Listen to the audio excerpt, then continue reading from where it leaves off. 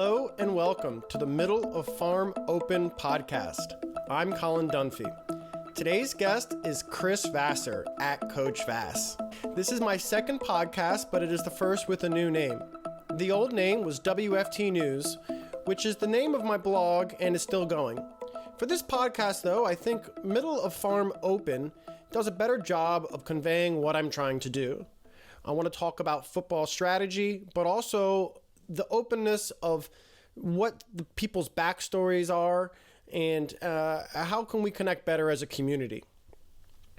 For those that aren't aware, Middle of Field Open is a name for defensive schemes where there are two safeties in the middle of the field, which leaves a gap, meaning the middle of the field is open.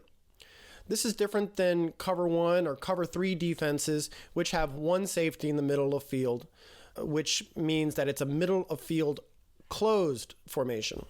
I live on a farm in Clinton, Maryland, where I grow chestnuts and pawpaws.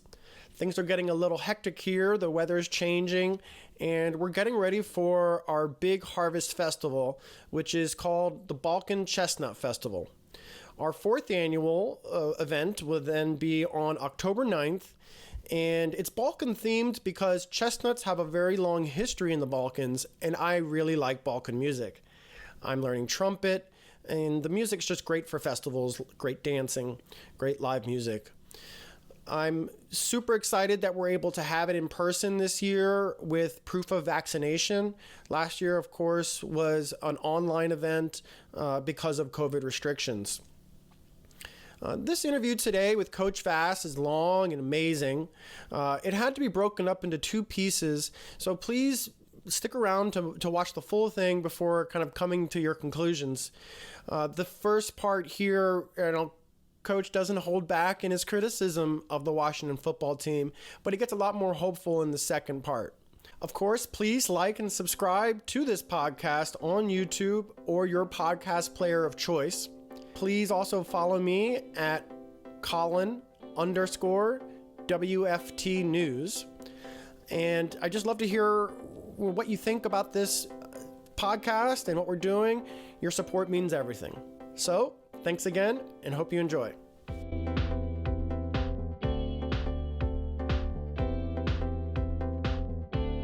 Welcome to the Middle of Farm Open podcast. I'm Colin Dunphy. And today we have an amazing guest with us today and one of my personal heroes. He's a former high school football coach and current consultant. In 2017, while defensive coordinator and DB coach at Sarah High School, he won the California State Championship and hung 10 banners over 5 years. He's now the host of two incredible podcasts, including the famous Make Defense Great Again podcast and the newer Run Vass Option podcast that focuses on offense. He has an amazing Patreon page that I'm a member of on the orange level with just hours and hours of tutorials. I've really recommend it, and I found it incredibly valuable. So now to our viewers and listeners, I'd like to present Coach Vass. Hey guys, thanks for having me on. I really appreciate it.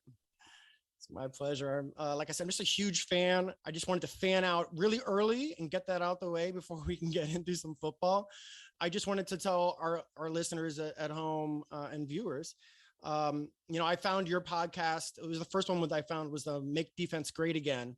And it was not too long after I started my blog. For those that don't know, your podcast is an in-depth conversation, usually between yourself and another coach.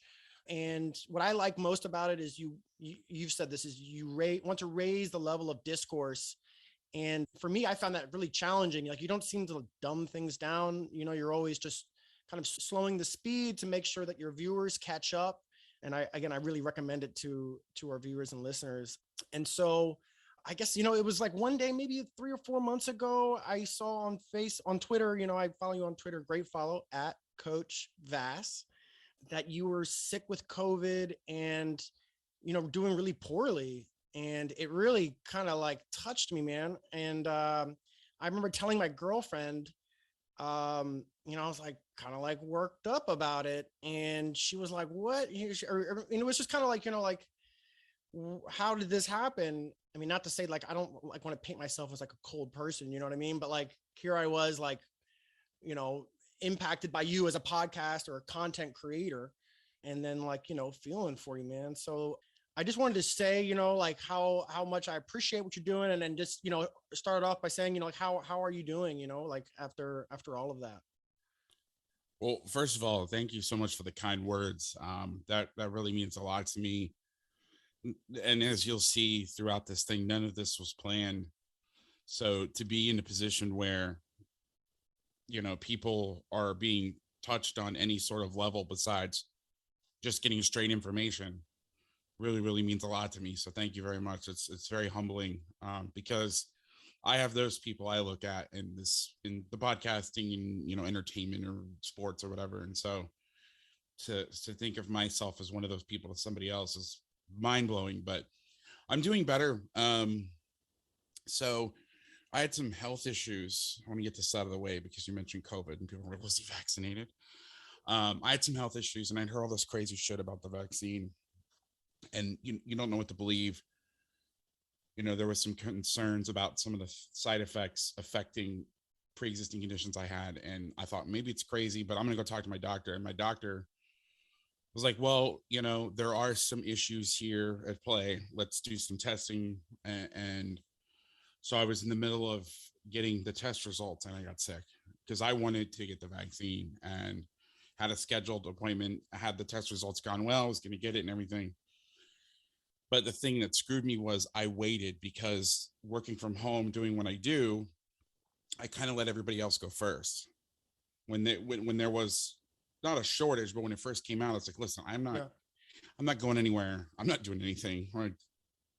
Let's let the first responders and teachers and everybody else, elderly and the people that are at risk, that are actually out and about, and I took a couple trips. I was super safe, but somehow all it takes is one cough or one instance. And I mean, short of wearing a hazmat suit, I was as careful as could be. And I let my guard down for literally 3-4 days after living like a monk for a year and a half and paid the price. I was good for about a week. I was lucky enough to get the Regeneron treatment, and I got that, and then I got sick as a dog, and then 2 days later I woke up and I couldn't breathe, and I told my girlfriend, like, you gotta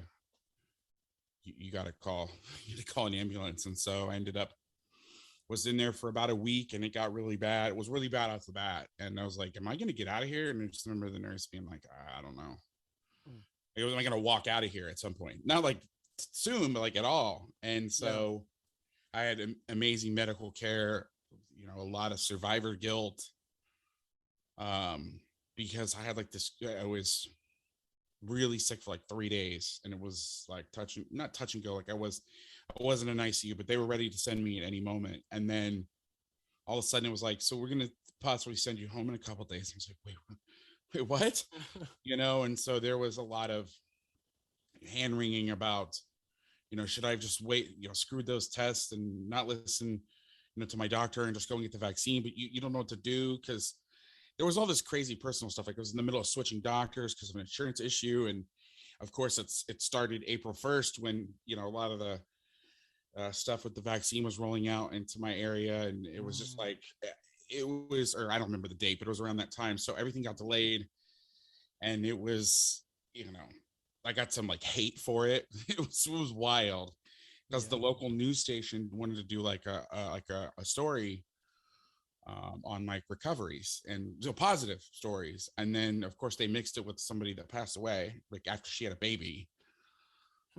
It was all bad. And here I was just trying to spread the message of a thanks to the medical community, and like it got like all this crazy vitriol. Not all this, it was a few people, but it was wild. So I always like explain the full story at the front end. But yeah, it was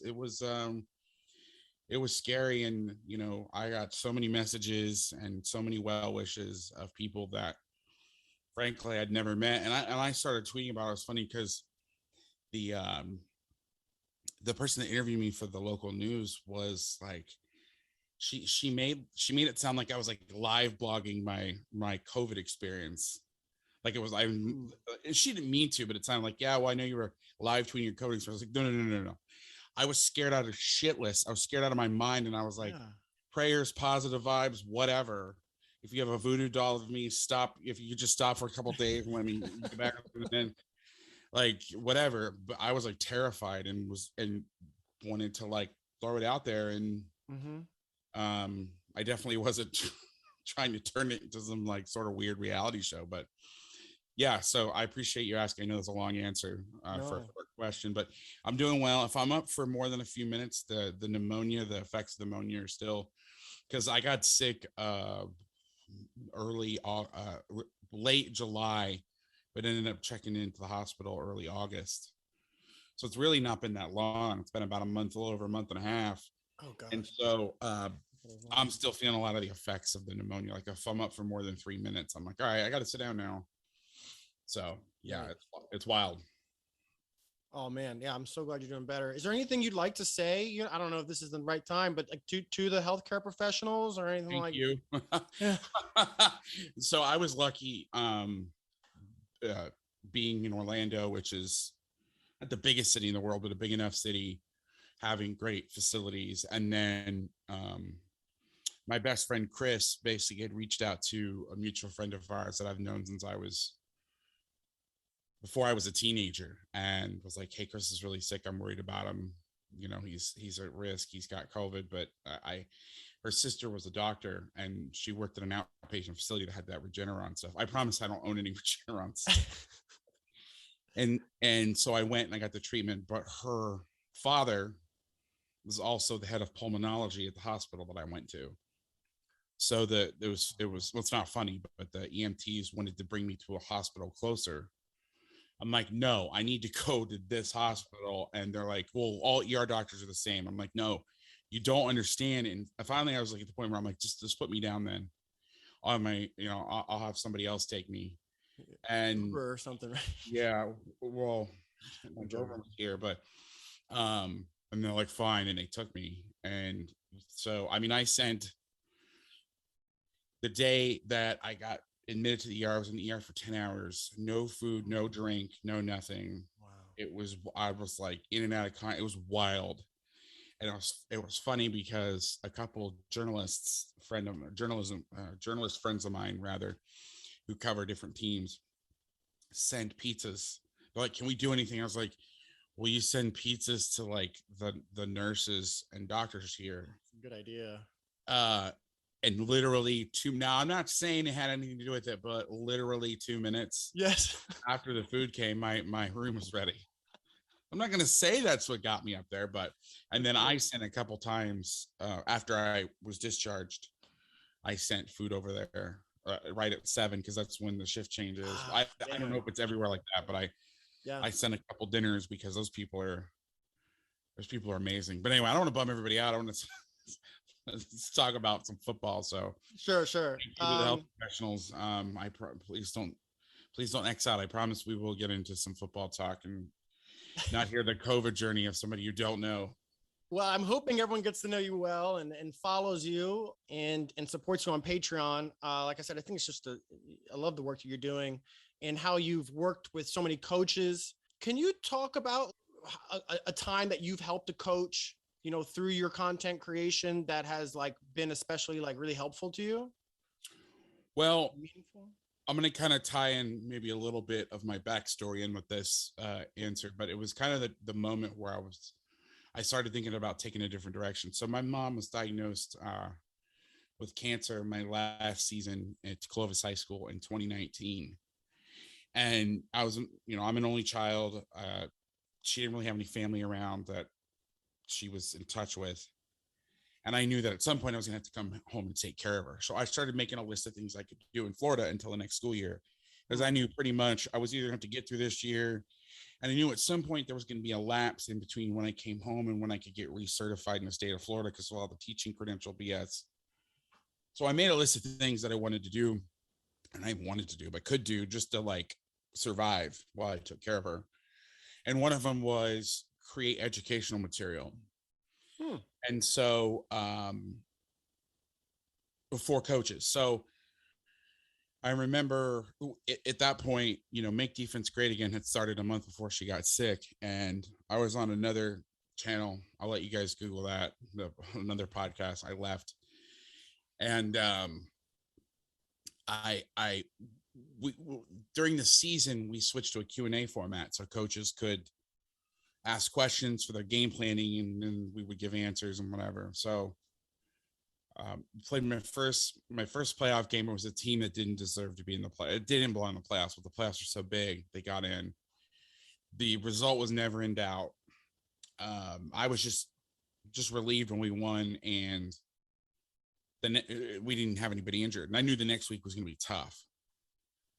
So it was just one of those things. You try not to look ahead, but when you know what's going to happen, and you're hoping that your kids don't get hurt. I just felt relieved after the game, and we ended up getting our ass. I'm not trying to be arrogant. We ended up getting our ass kicked the next week. So I don't want anybody to think that like I'm so arrogant, but I remember that victory, and I remember walking out the field being relieved, and I went over to my bag, and I pulled my phone out of my bag, and somebody had sent me a tweet. I feel really bad that I don't remember exactly who it was, but the story remained with me. And it was a DM, and the DM was, and I don't know how true this was. This could have been smoke, but this coach said, "Coach Vass, I just wanted to say thank you. This school just got its first playoff victory, and we couldn't have done it without all the things that you provided.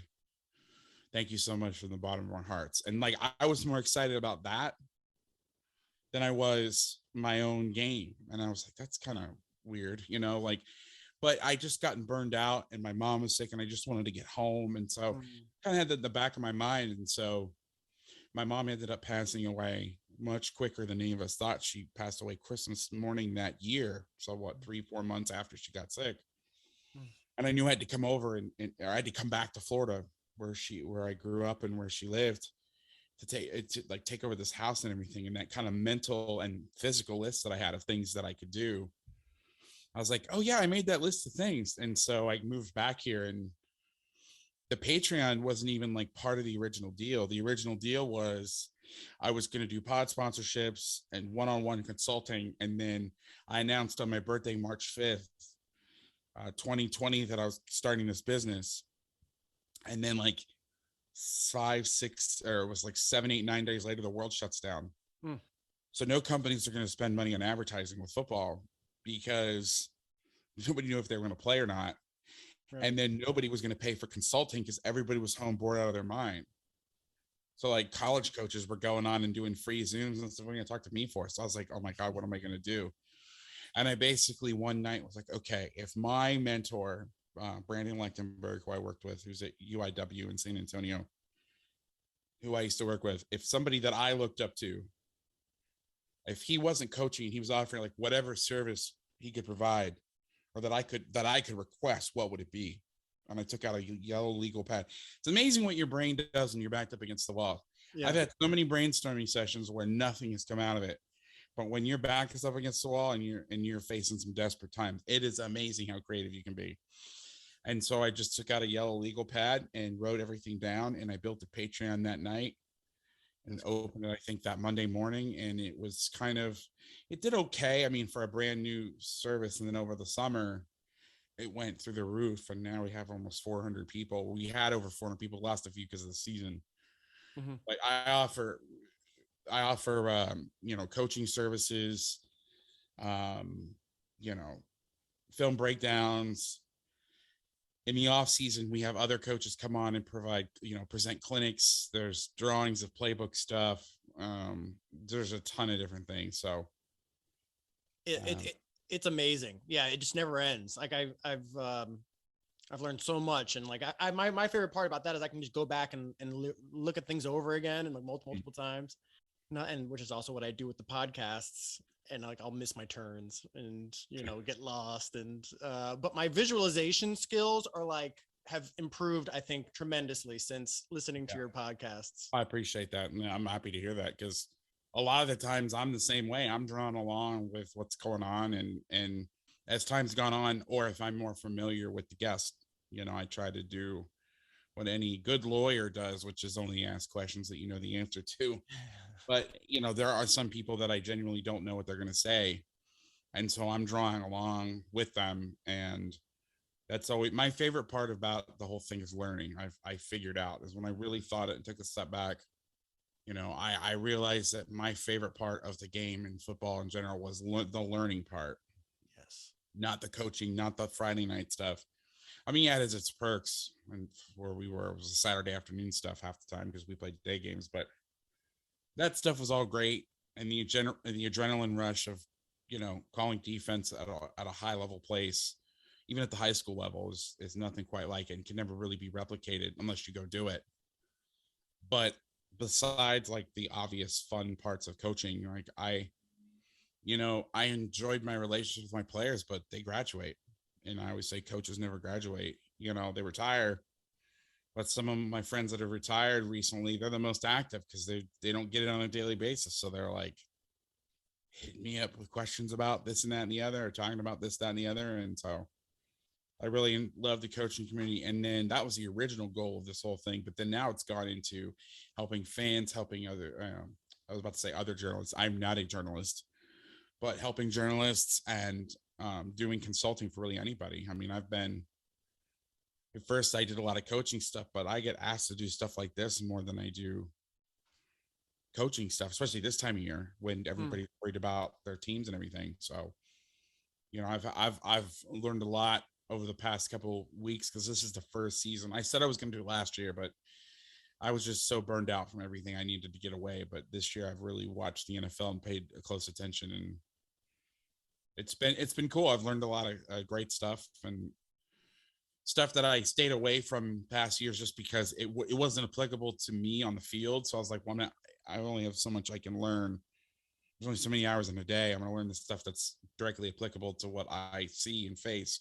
Mm-hmm. But now that I'm learning on a theoretical level, it's a lot more fun. So, because you don't have to worry about when shit goes wrong. You just anything like that looks cool and tweet about it, and then you go about your day. You're not worried about if your kids can't figure it out. Yeah, I've had a lot of fun just, putting an opinion on paper. It started as a blog and now it's kind of like a podcast, but it forced me to have more fun learning and be more conceptual and imaginative about what could be, as opposed to like what will be. And I think that removes a lot of the stress and burden of trying to, predict the future. And I think it's more fun. Especially now that we're switching to the Washington football team. I wanted to, with a hard team like this, so we're doing really poorly. And I wanted to run an idea by you. It seems to me like if you have like a really bad situation, I don't even know where to start describing what's going wrong. And so I was thinking maybe we could kind of like break it up into something I've kind of picked up from your pod, which was like alignment, assignment, technique, and execution. Yeah.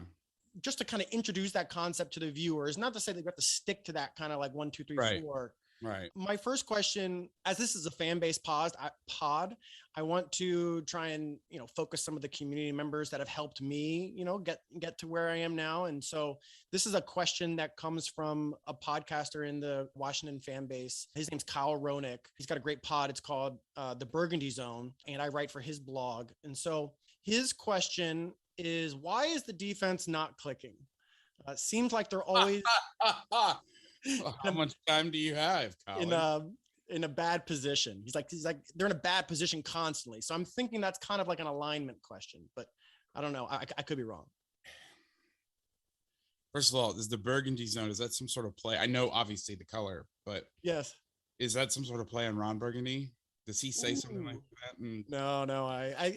So I think it's a red zone, like a red zone, and there's a red zone lot. Yeah. So I watched the Chargers game intently. I skimmed the Giants game because it was like bad on bad. And then I watched the Bills for the first half. And then I snapped and I was like, I can't watch this anymore. How honest do you want me to be? Because I don't want to piss off. I don't want to come on here and then, because I know there's a lot of what I do is not emotional in the sense like in the NFL, I say this off the bat. I was on Robert Mays' the Athletic Football podcast yesterday. So good. Appreciate that. But I was like, I'm agnostic. I don't have a team. I grew up a Dolphins fan, but I don't have any emotional tie to them anymore that kind of gets usurped. And this isn't for everybody, but it kind of got usurped when I got into the business. I had to become much more agnostic with it. Like I went to Miami, I worked for the U's football team.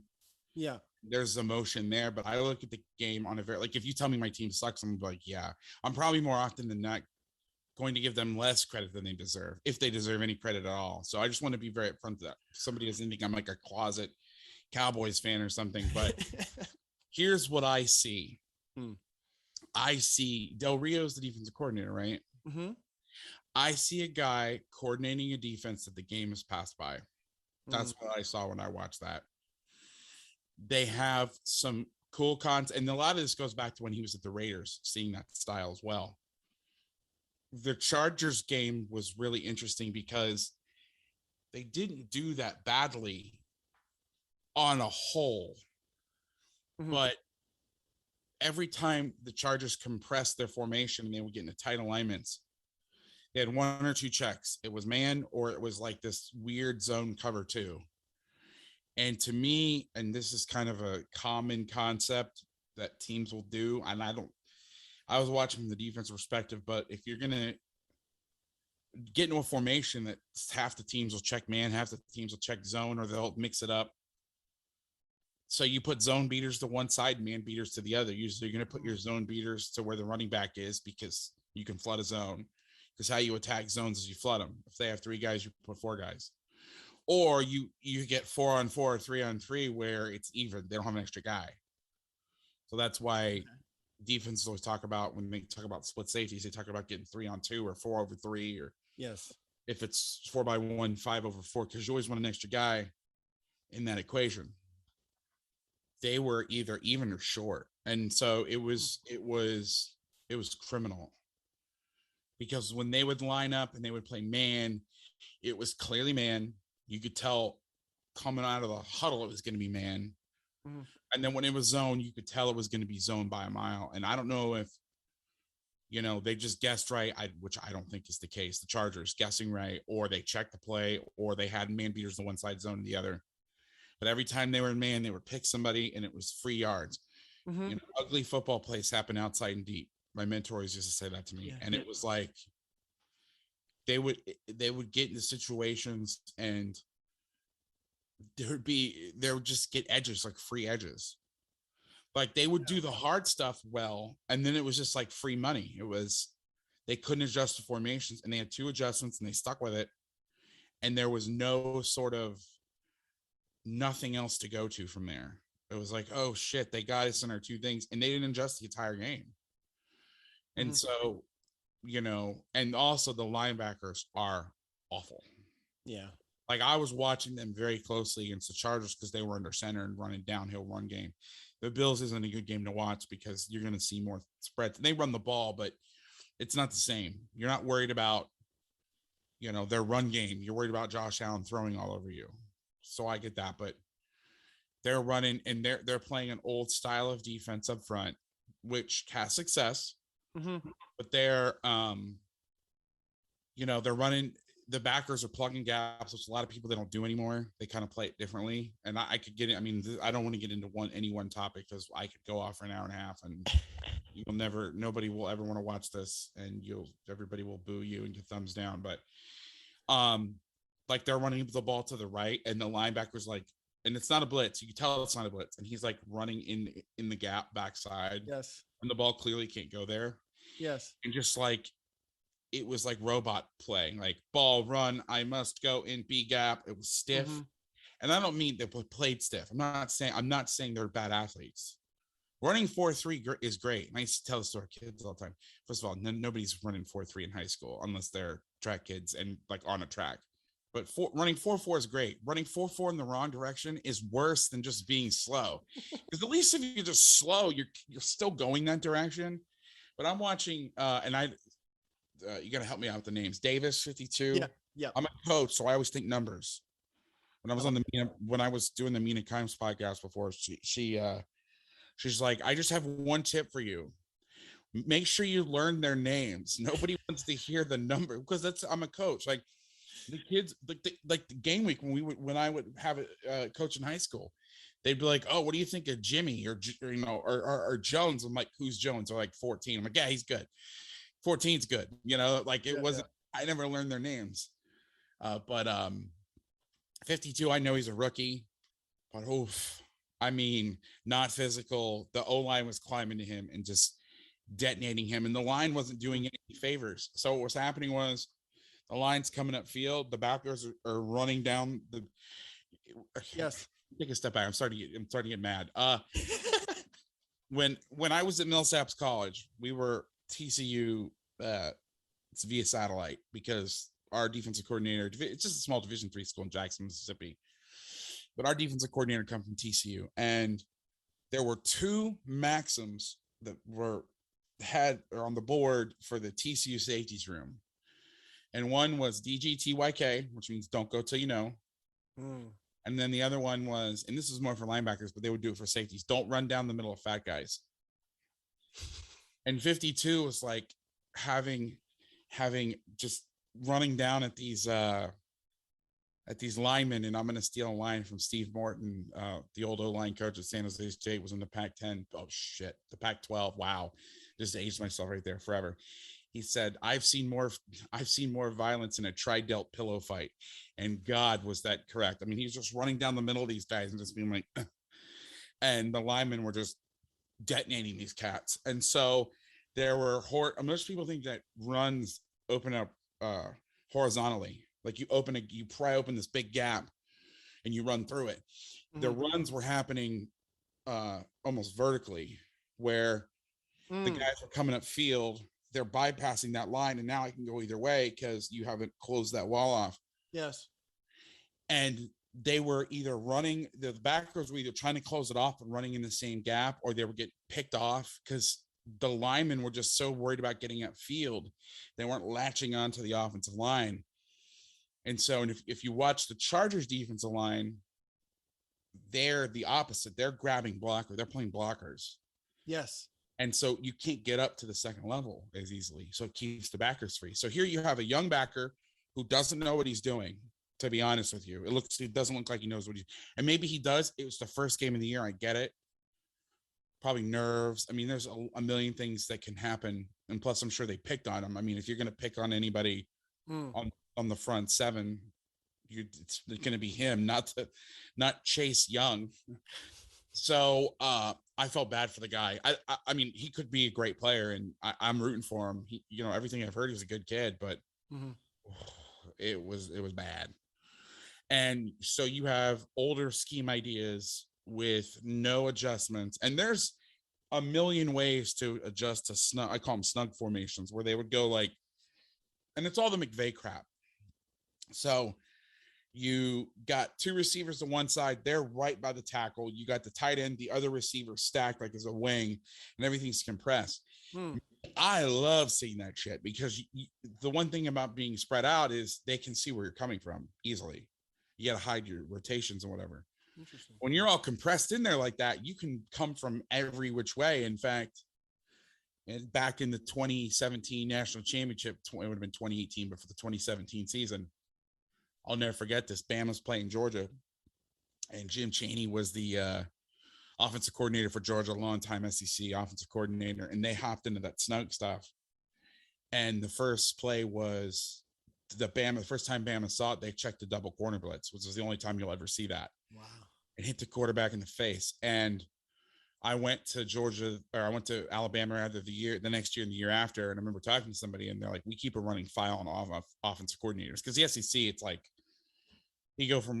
Chaney went from Georgia to Tennessee. And before that, I think he'd been at Tennessee in the past or whatever. And so I guess Georgia had done that to him, I keep saying Georgia, my apologies. Alabama had done that to him in 2009. And Saban or somebody remembered. And 8 years later, they pull out the same shit. So I love to seeing that stuff. I understand where can stress certain defenses out. And if you don't know how to adjust to it, that can be a problem. But it was just weird to see, the Redskins defense was giving the Chargers some issues and some certain things. And they would get into these certain formations, and it was like they went from being, an 8 on defense out of 10 to like a 2. Gotcha. And it wasn't even like it was bad. Like they were giving up edges, which you cannot do on defense ever. So that's what I saw. I saw they picked on Fuller a lot in that game. They were trying to get Keenan Allen matched up. And then the Bills game was just, I said I turned off the game. It was 3rd and 7 in the low red zone. Remember the yard line, and they're lined up in 3-by-1 with the tight end flexed out as the number 1 receiver on the backside. And the Redskins, sorry, I did it again. I'm really sorry. Washington football team, Washington. It's almost like the more I say it, the more I'm going to screw up and say the R word. But they have a linebacker in press man with no help on the tight end. And you can see Josh Allen look out there and be like, you got to be shitting me. When I saw it, I go, oh, they're baiting them. They're going to do something. Nope. And the worst part is, like, I've been caught in those situations before. Like, if you have a man call and you're matching people, we taught our guys open up and bail. Yeah. Don't play press. Our linebackers do not know. I've never met a linebacker that can play press man ever. And I've had some like athletic hybrid kids. At first, I thought I kept seeing the number wrong, but that can't be a linebacker. It's got to be a safety. My eyes are deceiving me. And I kept looking, and is this 55?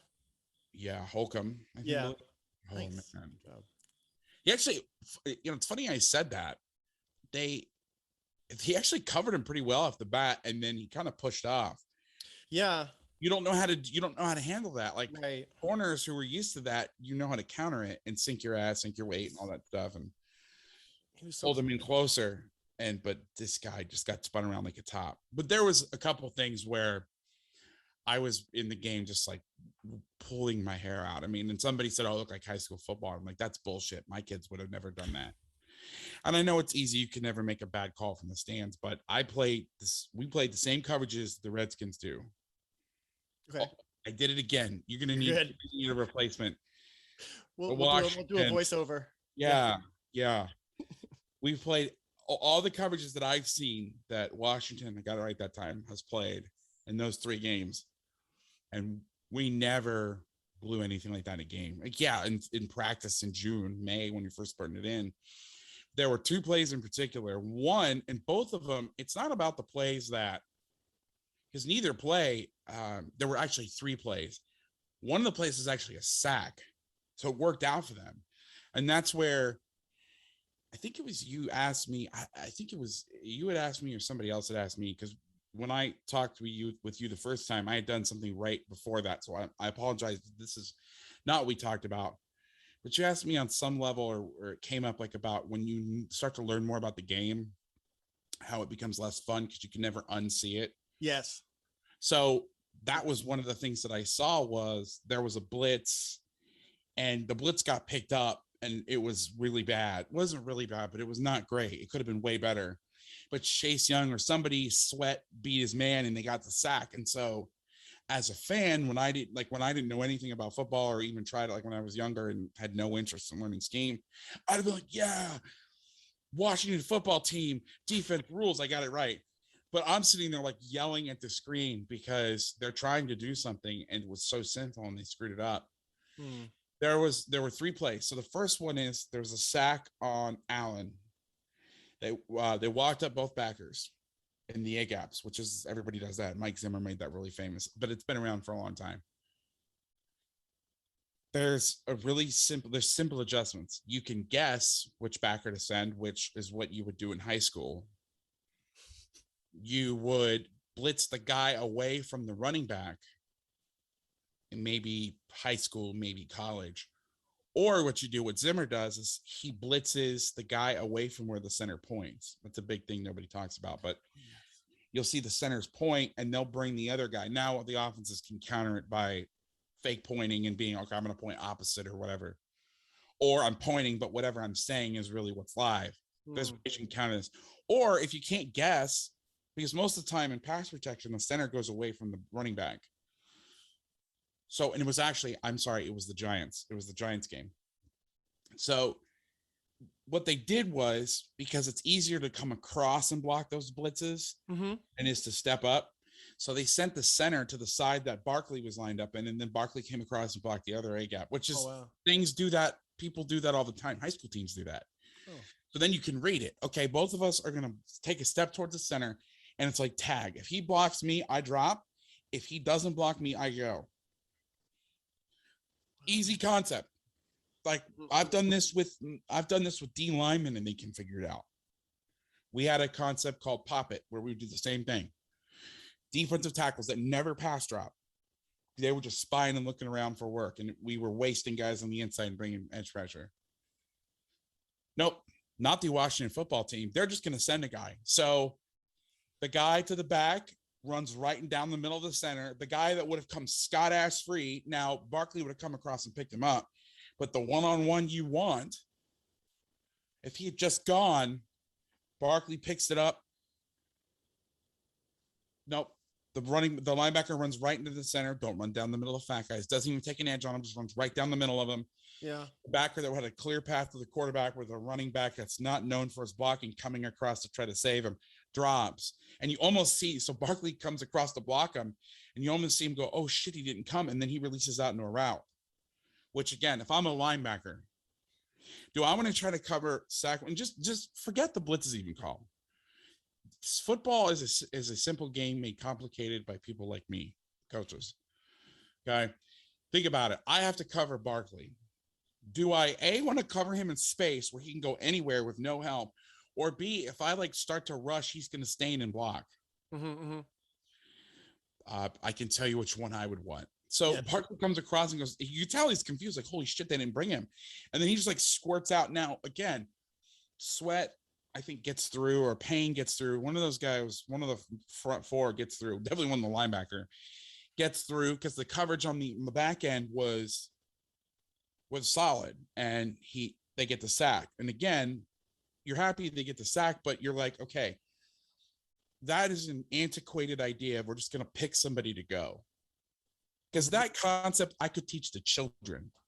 Like if he blocks me, I pop. If he doesn't, I go. I mean, I taught that. I could teach that to sixth graders. That's one. And they didn't screw up because both of them, it was too coordinated for them to screw up.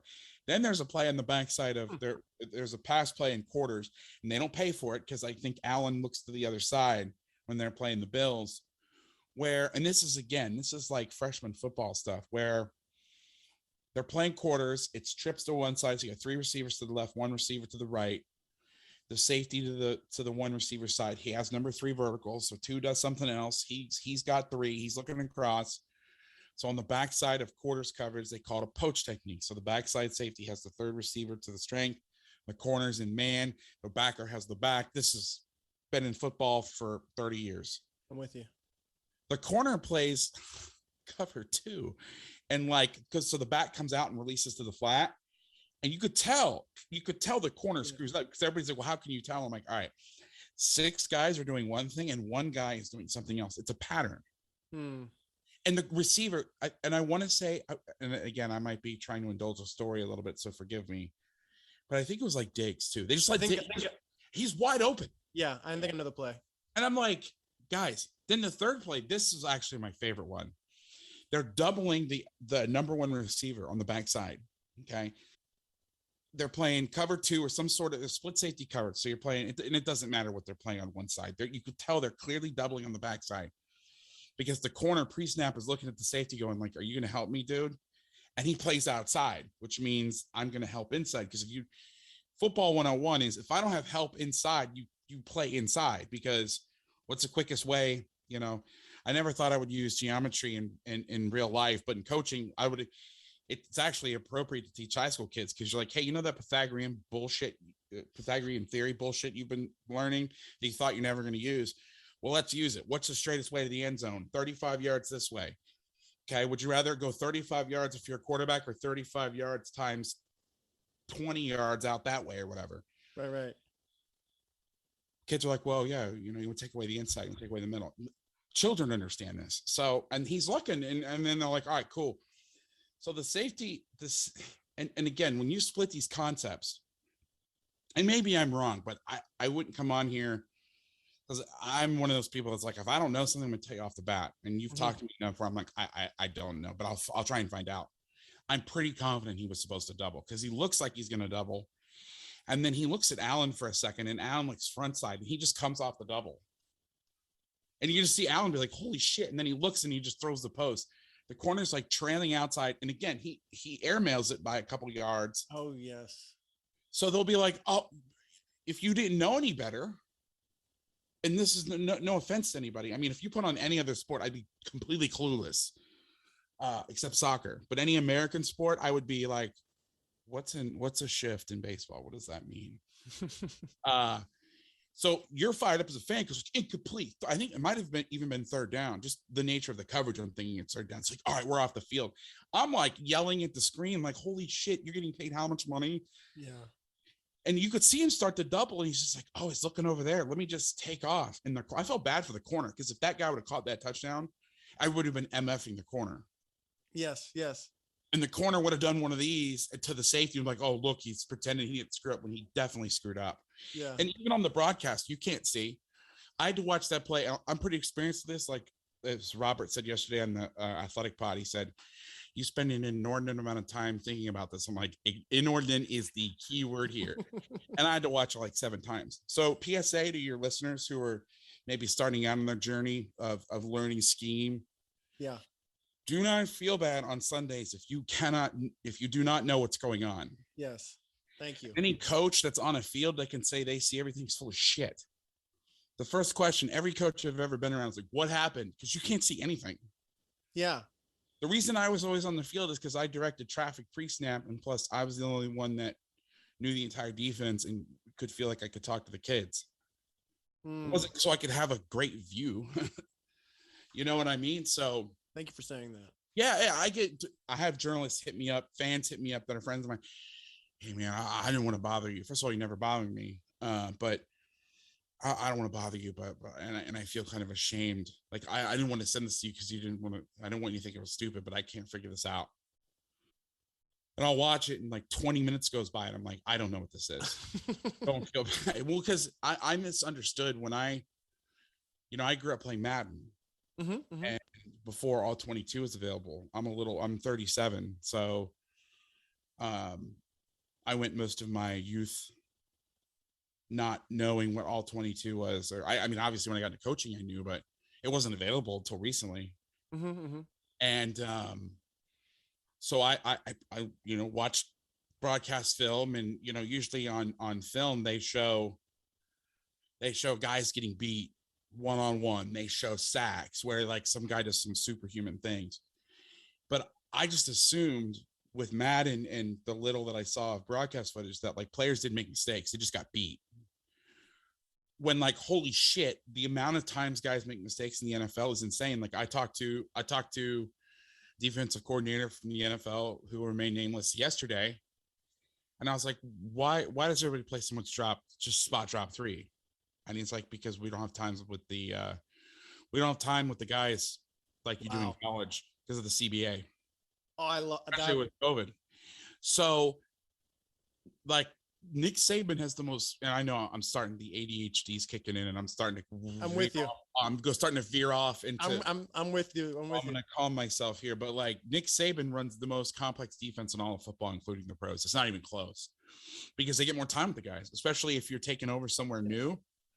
We just got to get everything simple as possible. And they spend a lot more time on disguises because it's easier to teach guys in a meeting room where to stand than what to do and like how to execute a technique. So they have a few techniques and they just make it look like a million different things on defense. It's like it's almost like the Bill Walsh of defense now. Like, well, you have a few plays out of a million formations. That was like Bill Walsh's thing. That's what defense is doing now. We're going to run like 3 or 4 concepts, but we're going to give you all these different looks with personnel and different things. And this is what's going to happen. So it's funny to me how many mistakes guys make. Cause I thought, oh, they're pros. Yeah. Well, it doesn't matter how much they're getting paid if they don't have as much time to learn something. I could be paid $1 million for something, but if I don't have time to practice it, and if I don't know it, how am I going to learn? Right. So Yeah, I feel like there's a big change just in this past year. I mean, last year they weren't running as much too high. They were running it on third downs a lot. Them, I think, we're actually surprisingly up there with like Brandon Staley, I think, on third downs. So keep this in perspective. The teams that they've played, and this was, I hate to keep plugging another podcast, but you're good. I talked about this with Robert yesterday. I just don't want to repeat the same stuff without giving a disclaimer where people are like, yeah, I just heard you say that yesterday, you idiot. Like, I never want to be like the guy that goes from show to show saying the same thing, but like, we're talking about the Panthers and everybody's all gaga for the Panthers, and they're doing some, like Phil Snow has done like all of my favorite stuff over the years. It's like the greatest hits, that the Coach Vass greatest hits compilation on defense. So I'm like smitten. Like, I love them, but they've also played the Jets and the Texans. Right. And the third team was the Cardinals, no, not the Cardinals. That was the Vikings. I got screwed up because I was watching Zimmer stuff and Snow doing Zimmer at the same time and interchangeably. So I was like, oh yeah, when the Vikings played the team that Carolina had played, and right. I was like, what? But they played two teams that were not good. And so, yeah, Washington football team did it. I got it. Nice. They're going to play a lot more too high because they played the Bills, who throw the shit out of the ball. Yes. And the way to beat the McVay offense is to play quarters. So that's me, the Chargers. Yeah. Yeah. The Chargers. Cause they're running, it looked to me like they're running the same offense. And then the Giants run a lot of similar concepts. So I get why, but if you were to see a bunch of, play the Jets or play, I'm trying to think who's like the Titans, they probably wouldn't be in much of that stuff. So just throwing that out there. Okay. Yeah, I mean, especially with such a small sample size, it's hard to say. Yeah. Yeah. I'm approaching it from like an imaginative standpoint, and just, as a listener of your podcast, I've really appreciated, the building a coverage from back to front, making sure, that if you're going to run two high safeties, that you are doing something to steal gaps back in the front. Meanwhile, Washington, Jack Del Rio has this philosophy of just getting upfield, vertical. And I feel like teams are just playing off of that. I'm just curious to say, like, what would happen if they went about it differently and played more horizontally at the line of scrimmage, trying to, steal gaps and stuff? Like, what do you think? Well, they have two guys that can do it, and I know they can do it because I watched them do it in college. I watched Jonathan Allen, I watched Deron Payne play these techniques in college. But the edge guys, it would not be a winning business model. But you could play, but you need a guy that can teach that stuff too. I mean, to rely on a guy, if you hire a defensive line guy, a Ron Rivera, Jack Del Rio guy, a Rod Marinelli style getting upfield, Ed Ogeron style getting upfield, they may not know how to teach it, because like the Pete Jenkins stuff, which I always refer to it as, is basically, and I guess last year got rebranded because Brandon Staley said 1.5 gaps in a press conference, and everybody salivated about that. It's a technique of you're latching on the blockers. So what guys like Del Rio teach is the old school, and it's not old school in a bad way. It's still great for getting the quarterback. But and I can't believe I'm saying this is old school because this was the newer way when I was learning, but the old Miami 4-3, Miami Hurricanes 4-3, one gap, attack, get vertical penetration, take a 6-inch power step, attacking the via the neck of the blocker, getting on an edge and doing that sort of thing. Is that the attack react? Yeah, but that's even different because in theory, yeah, you're attacking, then you're reacting. But the way that Jenkins teaches attack react and like quote unquote attack react is different. That's a whole different. Okay. That's within his family of techniques. But if you want to say, because I know what you're talking about, but if you want to talk about attack react in terms of like a general philosophy, yes, like I'm going to get up the field, I'm going to read on the run, which is not. You can still do that in the Jenkins world, but you're latching on the blockers. You're not worried about gaps. And don't get me wrong, I love that sort of philosophy. That's what I coached. That's what I believed in was, and we were even more extreme. Well, we wanted to be more extreme, but we couldn't because there was only really one guy teaching this stuff, and he was hard to get a hold of. He was retired. And I was afraid because the defense is only as good as you know how to solve the problems that it's going to be presented. Like I ran our defense for a long time because I knew how people were going to attack us and how to respond to that. Like if I had to run a 3-4 defense, like I know a shitload about a 3-4 defense, and I could tell you conceptually what to do, but I've never been in the middle of a situation where somebody's doing something to me that I haven't seen before and how I'm going to solve that problem or how to anticipate what somebody's going to do. That comes with experience and doing something. And so in like the Pete Jenkins stuff where you're latching on the blockers more, it's a philosophy, it's a teaching mode, and it's not easy. You have to have a guy that knows the stuff inside and out and believes in it. But, you know, I don't know if that stuff would even be great in the NFL. I mean, obviously you see some of it and it's had its success. I've not really been a fan of it up until very recently when like everybody and their brother started doing it and all of those teams had success. So it's hard to sit there and be like, well, I don't think this is good. Well, who are you? You know what I mean? Like, why does your opinion matter? Well, I don't know. I have no good answer. Like I said, I don't have a good answer for that. But no, but in all seriousness, like, I don't know. Like, Chase Young is Chase Young because he plays that style of defense. You know, Sweat is Sweat because he plays that style of defense. You know, Allen can do both. I don't know about Payne, but I mean, I think that would be a start, but those linebackers are not going to get it done. They're going to have to get new linebackers or, you know, let Davis have time. I mean, a lot of that's going to take time. I mean, again, I'm judging him off of his first NFL game. I want to put a huge asterisk next to that, but I wonder because, you know, Rivera's used to having a pretty good Mike linebacker. Yeah, he might dip in the well again next year if he doesn't think he found a fit. I mean, you have to have in the 4-3 system, you know, an old 4-3 defense, you have to have a Mike linebacker, or you have to have somebody. Even in the Tampa 2, they would prioritize their will linebacker, which is actually their same. They flipped it, but they don't have anything that I saw, and I could be wrong. Again, it's a small sample size. I watched probably a total of 2 games with a really close eye, but anybody that's going to can run vertical and downhill on them they're going to have success versus them now with that mixture of scheme and also you mentioned about playing too high and stealing gaps. The concept for people that don't know that is when you're in a 1 high defense, meaning there's 1 safety in the middle of the field. Traditionally, if you're thinking old school I formation, you have 8 guys, 8 gaps. You're playing single gap football. Okay. But you are having to leverage the ball in a way, depending on what front you play. But when you play too high, you have 7 gaps. I'm sorry, you have 8 gaps and 7 defenders. And then as they spread out, the math problem, it keeps going in that trend. So if they line up with 3 receivers and 1 tight end, then it's 7 gaps. Now, I will say this, with a fullback, to be able to create an 8th gap, that gap can move. When you have 1 back, you're pulling guards and things, and those usually aren't successful plays. Pulling guards on a 1 back when you're running like power and things is just not, it's not as good because you don't have a kick out block.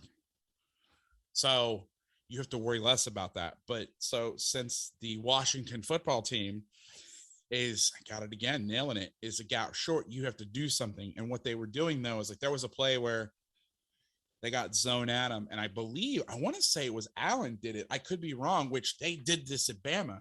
They call it a Jimmy and Pony stunt, which basically means I got something coming at me, and if it's zone, I'm going to dip inside to spill to somebody. Well, here's the problem. They did that in the overhang. The guy that's out of the box, splitting the difference between the tackle and the number 2 receiver, is staring at the receiver.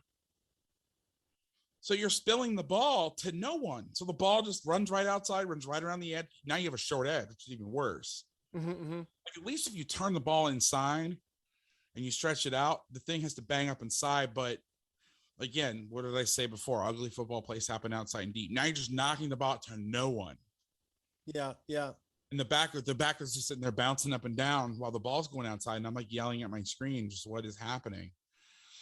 You know, but what's crazy to me is, and again, it's the offenses that they play but I say that, but I was going to say if they become less good, if that's a proper way to say it, or not as effective, maybe it'll kind of even out. But what's crazy is with that much talent up front, to be that bad on the back end. And it's not like they don't have good players. Landon Collins is a good safety. The corners I saw now, when Keenan Allen got matched up on Fuller, it was Fuller 26. 26 is Collins. 29 is Fuller. 29. Okay, right. I'm sorry. Yes. You're good. Fuller. They got the name right and the number wrong. That's a first. They had, but he was always there. It wasn't like he was just wide open. Right. But I mean, I didn't see, and they had a couple sacks where they were coverage sacks. They made him hold the ball and got the pressure. But then I saw schematic stuff like the stunk formations. There was a formation where Allen, he might have been second or third down, and there's a 4 down front overshifted, and the D tackle is like an outside shoulder of the tackle, and they drop off the edge defender, and then he doesn't contain on the edge, and Josh Allen just rolls out like and there was a touchdown that was the same thing that happened where the play was covered up, but the end lost contain, which bought time for Allen to get out, and then this ridiculous pass in the corner. And I'm just like, what do? I find the DB, and everybody's yelling at the DB. How could you give that up? Mm-hmm. Well, he had him covered, and then the scramble drill. Listen, I understand guys are going to make plays. Like, you're not going to stop a Patrick Mahomes. You're just, what's the old, is it Chris Berman? You cannot stop him. You can only hope to contain him. Or maybe Stuart Scott said that. I don't know. I don't remember. But like, just giving up the edge, that's not Josh Allen being a freak. Or a Mahomes style quarterback. I'm not comparing them to. I'm just saying guys that are comfortable making plays outside of the pocket. Please don't say, I can't believe you compared Mahomes to Allen. I'm comparing them in the sense that when shit breaks down, they can get out on the run and throw the ball. Well, I mean, you know that about Josh Allen. Right. Have your edges set, especially for a team that, like, it's not like you're playing a 3-4 defense. Like, you're playing a team that plays wide ass DNs, and then there's nobody there. If you have Chase Young and Montez Sweat, and if somebody's just able to get the edge, there's a problem. And I don't think it's with them. So I've never been a huge Del Rio fan. I just think the game, like, even like I said, back watching him with the Raiders, it's like the game's passed him by. In fact, when I think Del Rio had his best defense at Oakland is when I think he had Ken Norton as his coordinator, and he let Ken do his thing. So, really? Yeah, that's what I saw. I mean, again, I could be wrong. No, that's cool. Yeah. Could you explain? You touched on it briefly, but this is a question that came from my next guest. I'm super happy. I wanted to try and highlight. His name's Tej Seth. He's a intern at PFF. Great content. He's just always pumping out really interesting graphs. He had a question. Could you just explain gap and a half, please? Yeah, sure. So it's Tej, right? Tej? Yes. I think it's Tej, something like that. Yeah. Tej. I apologize, but did he win the Big Data Bowl or something like that? Oh, did he? Maybe not. Maybe I don't want to. Possible. He's if he didn't. Brilliant. But he's one of those guys that I've been meaning to. I read something he did over the summer, and he's one of those guys that, like, my favorite people. He's their favorite, so, like, I need to check out. Totally. So gap and a half. It's a concept that's been around forever. I guess Brandon Staley gave it another name, and or it's something I'd never heard referred to. But when I heard gap and a half, I was like, oh shit, that sounds. And a lot of coaches were just like, oh, what's this? And then we heard it, and we're like, oh, so gap and a half is, I have my gap, and because to give you properly what gap and a half is, let me first real quick talk about one gap and two gap. So one gap football is I'm in a gap. A gap is anything that is in between two linemen. Okay. And gaps move. So when you're learning football and you're trying to how to defend gaps, if they have a puller, they're moving a gap, so that's what makes power so hard to defend is they line up in the I formation, 4 gaps to the tight end, 3 gaps away, and then the guy pulls and you get a fullback. Now it's 6 and 2. How do you match that? Again, it's a simple game made complex by people like me. So that's one gap defense. I play my gap. If my nose is in the gap, But really, if my hips are in the gap, I'm in the gap, not your head, because I could have my head in a gap with absolutely no power. So that doesn't do anything. So that's an old Rex Ryanism. And then there's two gap, which is kind of a misnomer. Two gap a lot of the times means I have this gap or this gap. Oh. Okay. But it very rarely gets played out because most people don't two gap in football because you have to have guys that are just freaks. And the only people that play two gap with any sort of success that in the traditional sense is the Parcells guys that believed in the big people theory. So Bama used to true two gap, New England true two gap, like in the early 2000s when they had those 3 first-round picks up front, Warren, Seymour, and Wilfork. Vince, classmate at Miami. Oh, nice. That's right. But that's what people think when they think two gapping is I'm going to strike a blocker and I'm going to get front side. Well, that's really hard. So what happens is teams that run 3-4 is like 3-4 defenses or one gap. Like you hear Wade Phillips was a one gap 3-4. Dick LeBeau was a one gap 3-4. Either they slanted, they lined up in shade. So they were 3-4, but they would shade either way, or they'd play behind the block. So that's what you see in the tight front is the nose is head up on the center, but usually the backside linebacker plays the front side A because you let the center, because the center is going to beat you to where he wants to go because he's going to move first and he knows where he's going. You're reacting to him. This would be react attack. I strike and I end up playing the backside half of the block and I let somebody else play the front side.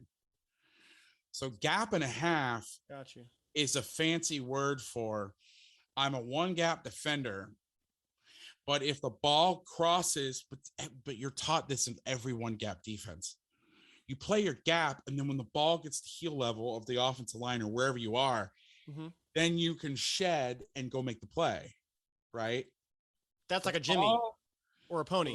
That's D-line. That's just, I see. I strike, I hold my point, I hold point, I hold point, I hold point. The ball, I'm in the B gap, the ball's going in the A gap. I shed my blocker, and I go play the ball in the A gap. You can't shed too early, though, because if you shed too early, like if I shed in the A gap, that guy cut back to where I was. Sorry, I'm doing it like you can see what I'm doing. The ball rolls off the pool table. Yeah, that's where I'm mixing metaphors. Yeah. No. That's right. So in the tight front when you're playing the 4-eye, but Pete guys teach this. The Pete Jenkins guys teach this. So I'm the 4-eye. I'm in the B gap. The tackle's blocking down on me. I hold point. The ball's coming inside, and then it goes to cut back, roll off the table. I use that blocker's momentum against him because he's shoving me down. This is a video thing, so I can kind of show. I'm going to strike, and I'm going to use his momentum. He's pushing down on me, and I'm going to use his momentum against him and arm over and get back to where the ball is, to where the ball's going. Obviously, can't do that off the bat because then he'll just cut back inside, and it's a nightmare. So that's gap and a half, but nobody calls it that. Everybody just says you have your primary gap and your secondary gap, which is basically like, I'm going to play this gap, but if I do my job, the ball's going to go here. It's really just an indicator because there's no point in football to be like, I have the B gap. I play the B gap and I just stand in the gap while the ball runs inside and I just stay on my guy. Well, what the hell does that do? You want to play. It's just like a corner outside. Well, now force defenders have a whole different, guys that set the edge have a whole different set of rules. We never let them gap and a half because if they, or whatever the hell you want to call it, because if they shed and that guy gets his hands back on you, that ball goes outside at 6 points. So those guys, that's the hardest thing to teach young guys that are the edge of the defense because they play the edge. And they're like, oh shit, there's the ball. And they try to shed and go play. And it's like, no. Don't ever do that. That's why Saban teaches us force the players, especially in like cover 2 with the corners. They spin back inside because I'm holding point. The ball gets past me. They call it an ice pick. So they'll spin back to where the ball's going to be. You throw the pick. So you basically trap the guy so he can't get his hands back on you as you spin around and you can make the play. I see. But it also keeps you from shedding inside because at least if I spin back and that dude comes back outside, I'm in a position where I could move back outside. Anyway. So that's all that gap and a half means. So what the Rams did last year was they played a package called Penny. which was their 5-1 look. And it was 3-3-5 personnel, whatever the hell you want to call it.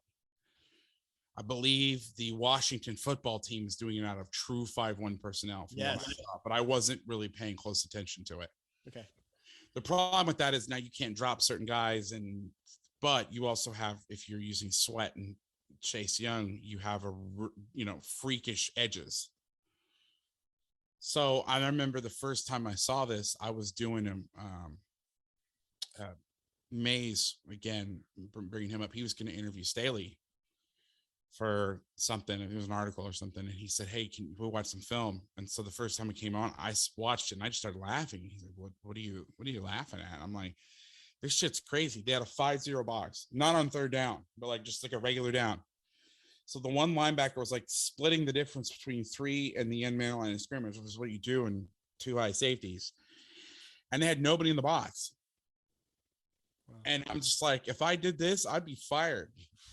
But here's what they would do is they would say, okay, and picture this, dear listeners. So imagine you're on defense, okay? There's 3 receivers to your left, 1 receiver to your right. The back is also to your left, okay? You need to get out a pen and paper. Yes. Draw this. You can do it, okay? Let's say Young is to the left, Sweat's to the right, Payne is the nose, and Jonathan Allen is the 3 technique to the right. So he's the guy that's playing between the guard and the tackle. He's latching on the guard. And then insert a nameless, faceless person on the other side. And then you have your deep safety. So let's say Collins is the boundary safety. So I know these guys, so I'll use their names. And the backers walked out. He is not going to be involved in the run because if he comes in the run, they'll just pull the ball and throw it to the third receiver who's standing there. Okay. So here's what they did. And the Rams were able to do what nobody else could really do because of who they had. So a lot of college guys, they wouldn't play the way that Staley did it. And really it comes from Vic Fangio when they were at the Bears. They wouldn't play it like that because you had to have a safety playing an A-gap as your primary run defender. Well, I didn't have the stomach for it. Most of my friends didn't have the stomach for it. Most of the coaches I look up to didn't have the stomach for it. But he had the stomach for it because he had Agent 99 playing D-line, which I think you guys know who 99 from the Rams. This is one of the times I can just say the number and you know who I'm talking about. Yes. For those of you who don't know, it's Aaron Donald. So what they would do is the nose would play that lag. They call it a lag technique. So he would strike the center. He'd play the A-gap to the side of the back. Okay. Young sits. He's on the edge. He sits so the quarterback has to hand the ball off. Our nameless, faceless friend to the back has the B gap. So that those 3 gaps are covered. And then on the right, Allen has the B gap between the guard and the tackle, and Sweat has the outside gap. So there's one open gap that's assigned to the safety. I see. Now you might say, well, just run the ball in the A gap. Well, the problem is, and this is where the 2 gap, 1 gap stuff became, not 2 gap, 1 gap. Sorry, that's another technique. The gap and a half stuff became popular was they had John Johnson, and John Johnson should have given a third of his signing bonus with the Browns to Donald. What happened is Staley would stick Donald to the weak side where they had to run the gap inside of him. And this is what made me laugh. And those idiots would be like, Aaron Donald isn't good versus the run. That Benoit idiot. But so they had to run the ball in the A gap where Deron Payne or their equivalent is on one side and is jacking up the center. And then on the other side is Jonathan Allen. It's Aaron Donald. So, but Jonathan Allen's pretty damn good. And he's not Aaron Donald, but so now you're having to run the ball and squeeze it in between those 2 guys. And so the safety, although his job sounds really hard on paper, if I you have to play the A gap from 10 yards. Most people would be like, no, thank you. Like that Jack Nicholson gif where he's like shaking his head and he's like, no. But it because of the personnel, because of how they play it, and they're thick on the blockers, we're going to run the ball. And so it's one of these like psychological things that where these guys couldn't help themselves. They'd come up and it'd be a 5-0 box and they'd be like, oh, I have to run the ball. There's no linebacker. And they fell into the trap over. And the crazy part is and I don't think there's enough data from the Washington football team yet, but this was enough data for the Rams, is they only ran that package out of one personnel group. So when they were on the field, their 3-3-5 personnel, their penny personnel, they were only in one front. Now they had a couple calls off it, but you knew it was coming. That was the insane part. And the Packers were the only ones talented enough and patient enough to stick with it last year. And that's how they beat them, because they just kept chipping away. Because most people don't have the stomach to be like, hey, I know what we should do. We should run an Aaron fucking Donald every play. Like that's not a winning business model. Yeah. But they stuck with it, and they had a trigger man that was good enough when they didn't to make them pay. Yes. And they were one of the only people that were like, oh, because, a lot of people, offensive coordinators who are the enemy will say, oh, we're going to take what the defense gives you. It's bullshit. How many guys have you seen, or maybe it's not even them, it's the quarterback, throw fade balls in a double coverage that go out of bounds? So don't tell me that. But LaFleur and company was actually patient enough to do it. And so that's, if I was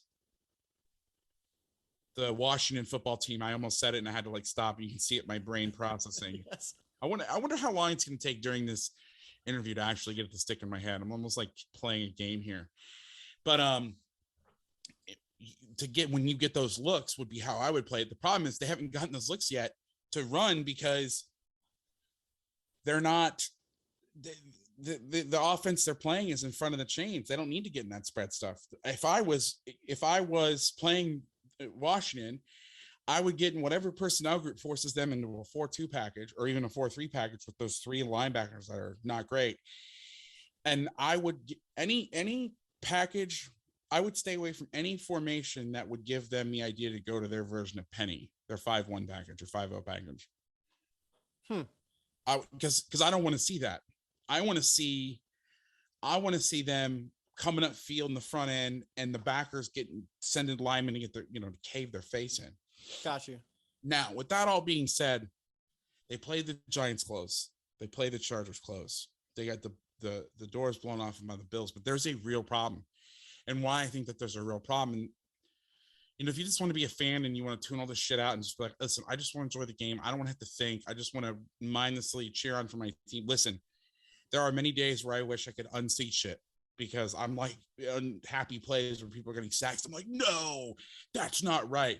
But there's a lot of situations that I saw from that defense where they weren't made to pay, that if people see it on film and they know it's coming, because sometimes it's like when that corner jumped that back coming out and there was nobody on him, it's almost like, no, that can't be open. That can't be that open. Like you almost double clutch, because you're used to seeing stuff in patterns, and the pattern that you don't really ever see is like a guy just streaking wide open. It's almost like, wait, are they bringing somebody over the top? This has got to be a trap.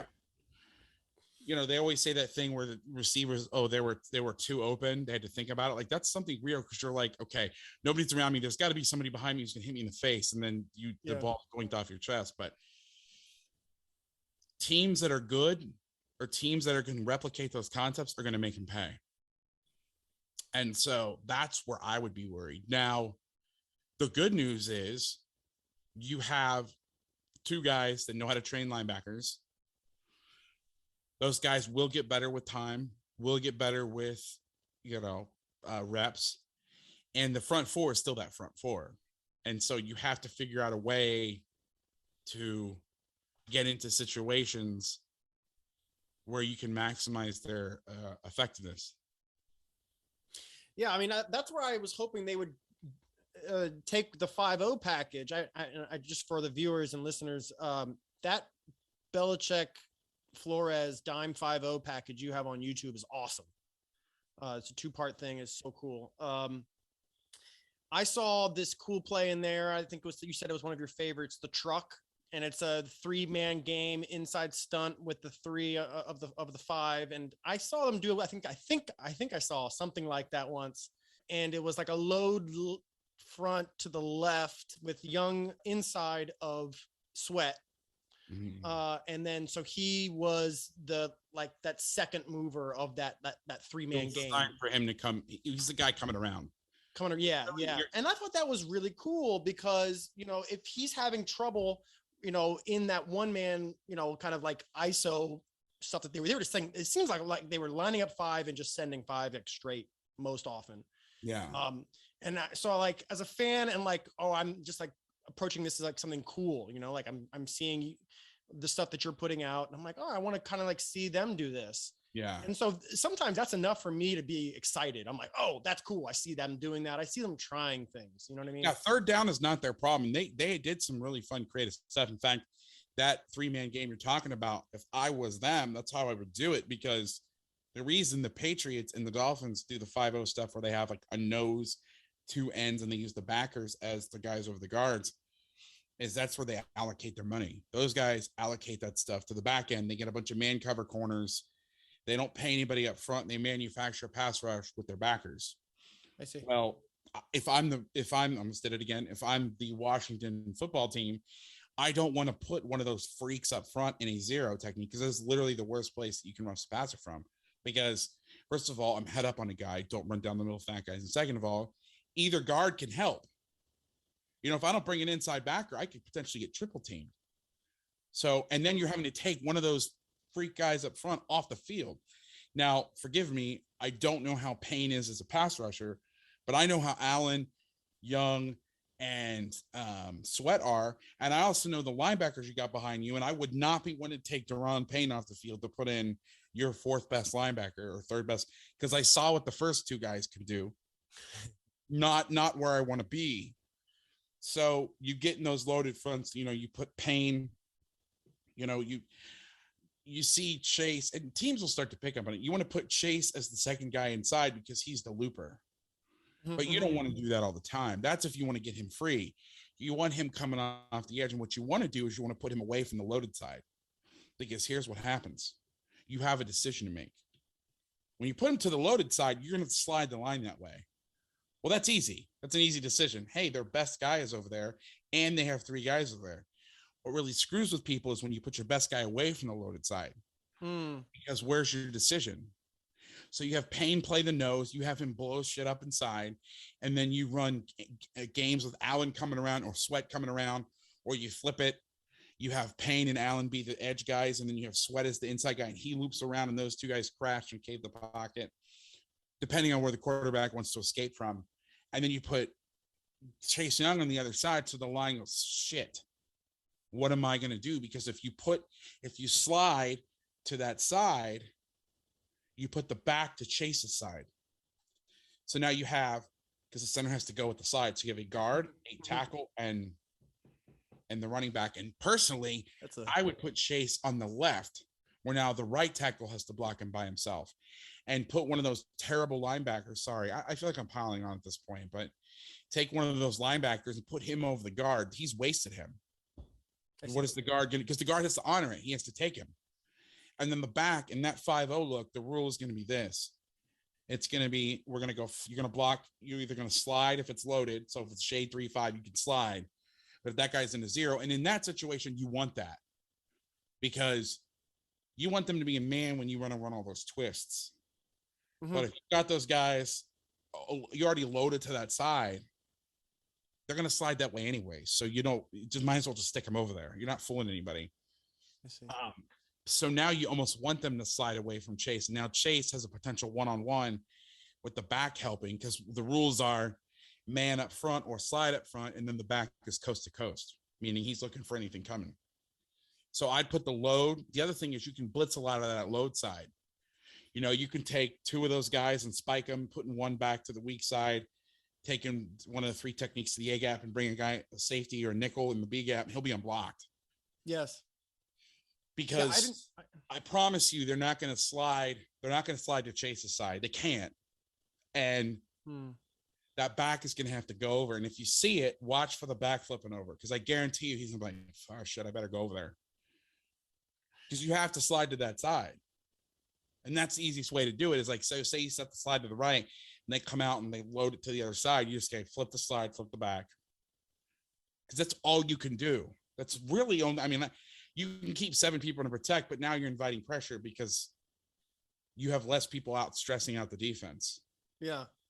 The key to beating and what struggle with the most is quick game. Yes. The last thing you want to start doing is, and you mentioned it, the last thing you want to start doing is bringing more blockers in the backfield, because now you play in the defense's hand. Now they drop 8 and it's 8-on-3. And that's what people used to do to Buddy Ryan is Buddy Ryan's like, well, I'm going to bring 6. And like, well, I'll protect with 7. All right, I'm going to bring 7. Well, I'll protect with 8. Well, then I'm going to bring 8. Bill Walsh was like, nah, screw that. I'm going to make you defend 5 guys. And then it became a game of chicken. And the problem was people got better at throwing the football and everything tilted to the offense. Now you have these freak receivers. You know, I don't give a shit how good you are. If Megatron is out there, like, you know, zero blitzing just doesn't seem like a good idea, you know, but, you know, there was no Megatron. You know, they talk about these old receivers from the 70s and 60s and shit, like, you know, what's Don Hudson? I'm sure Don Hudson was great, but he wasn't fucking Megatron. So that changes the math quite literally when you're deciding what you want to do defensively. So, I mean, there's some creativity, but again, the Redskins issue, I did it. I'm never being asked back again. The Washington football team issue is you need like a counter in the corner, by the way, how many times I say it, is not third down. It's getting it's 1st and 10 where they can it's a run pass down. Okay. And they've been adjusting to those formations.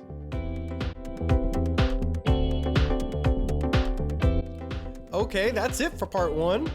Thank you for listening. Please come back for part 2, which features in-depth conversation continuing with Coach Vass about defending the RPO, including a great question from one of my biggest supporters at Mr. Who. We also get into a little bit of discussion about content creation and the future of football. See you then.